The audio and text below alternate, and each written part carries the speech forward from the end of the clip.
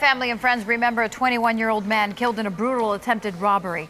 Adrian Smith was killed a year ago today while walking with his friend near Fort Lauderdale. And for his family, the anguish on this one-year anniversary is made worse by the fact that the killer was never caught. Photojournalist Ben Gonzalez has more on the mystery surrounding the murder of Adrian Smith. I need to know so I can have closure. I need to know what happened because I need to know what was my son's last words. That's what I need. I need closure. You go where it's high. I can feel you, Anton. I can feel you present in our hearts. So all I'm just telling you to rest now, Anton. The little things people take for granted, that's what I miss. That's what I miss the most.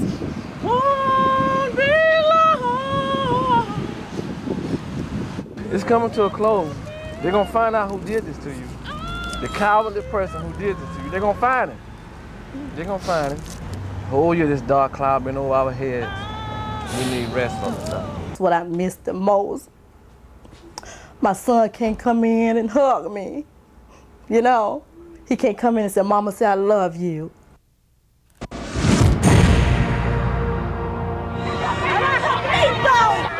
You hear the anger in their voices. The Cuban community here expresses its outrage over the taking of Elian Gonzalez. They made a fool of us. They lied to us.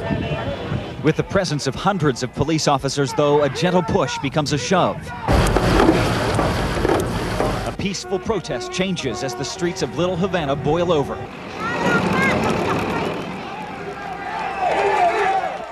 And burn.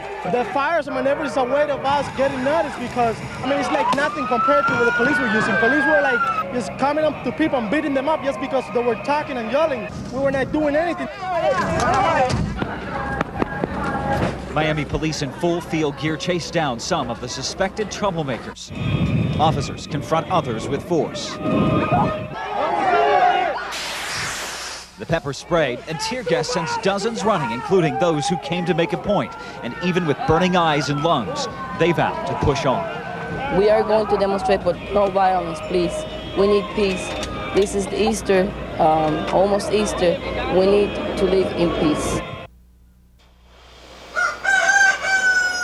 The rafters have been waiting days for a sunrise like this, one that brings with it clear skies and calm water. They have been patient. Now they are anxious to go. We arrived here 8 days ago without a raft. The people of Cojimar supplied us with wood, nails, and inner tubes. At Cojimar, the rafters are gathered by the dozens, going about their morning routine. As soon as a few others arrive, they say, they will all leave together. The rafters want to get underway before talks begin later this week between the U.S. and Cuba.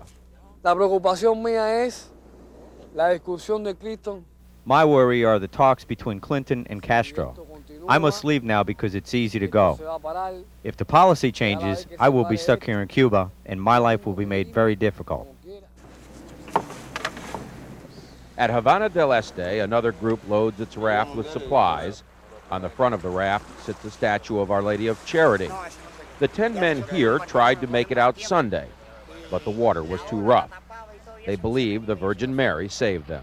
The waves were hitting us very hard, and the Virgin of Charity never moved at all. We have faith that she will guide us to our final destination. This group has prepared well, their craft equipped with a rudder for steering. A bottle is filled with cigarettes to help them pass the time during their long hours ahead under the brutal sun. By late Monday afternoon, many more rafts arrive at the shore near Havana. In a scene repeated time and again, the rafters are surrounded by well-wishers. This group is clearly inexperienced on the sea, at first rowing against each other rather than together. After a few chaotic minutes, they organize and begin their journey. The number of Cuban rafters being picked up will not immediately increase. It will take a day or two before those leaving now reach the waters being patrolled by the U.S. Coast Guard. John Zarella, CNN, Havana del Este, Cuba.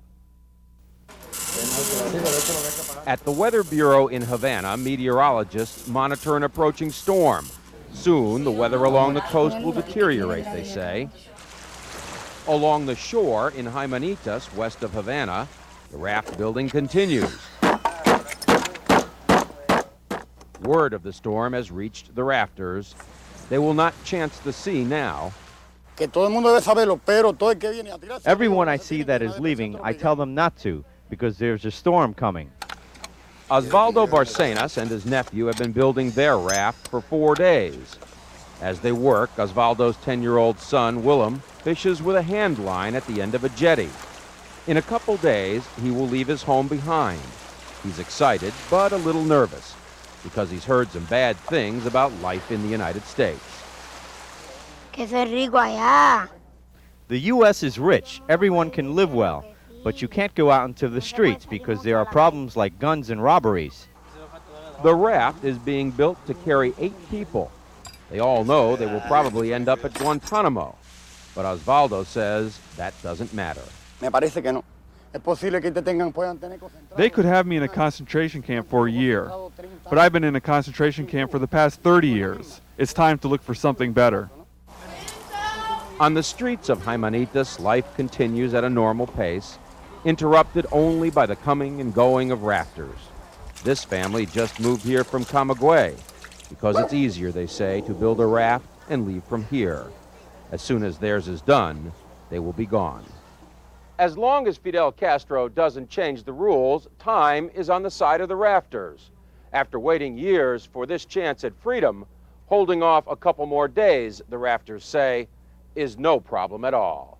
John Zarella, CNN, Jaimanitas, Cuba.